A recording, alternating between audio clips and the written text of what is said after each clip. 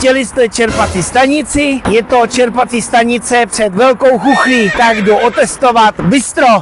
Smaženku, no to už jsem neviděl let. Chlebíčky, bagely, stýrská klobása, to nevím, co to je. Štrůdíček, domácí koblihu. Ježišmarja, dolek. A tohle je kobliha. Já bych prosil teda bramboračku, vepřové výpečky. Strašně nádherný výběr jídel. Jak teplýho, tak studenýho, což je teda luxus.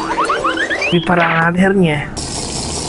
Bože, měl perfektně pokořeněná. Hledám houby. Houby nejsou, ale to nevadí. Domácí, poctivá, není zahuštěná, protože některé bramboračky jsou tak zahuštěny, že tam stojí žice v tom. Jemně pikantní, je tam nějaký pepř. Sakra to nějak pálí. Ale brambora, ježiš, to vypadá nádherně.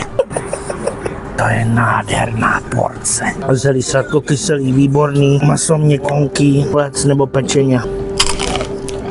Úžasně nadýchaný. Šťávička perfektně dochucená. Jídlo je vařicí. Já nemám co. Co moje dieta. Hlavně, že mi chutná.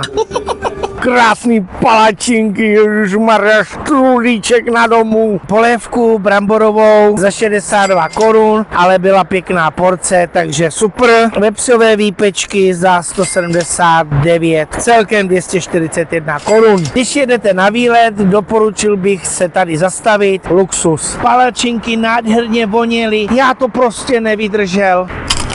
S marmeládkou, bože, ta je tak dobrá.